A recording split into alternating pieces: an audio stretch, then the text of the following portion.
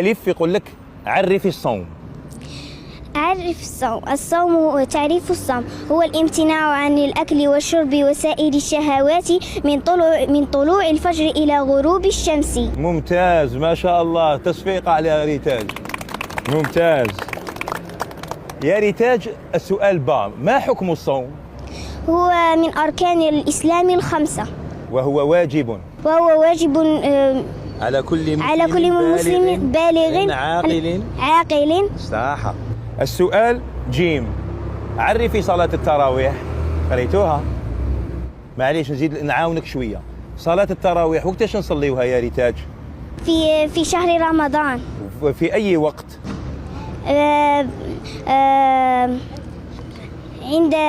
عند صلاة العشاء. جميل. وحكمها هذه صلاة التراويح؟ سنة ولا فرض؟ هي فرض.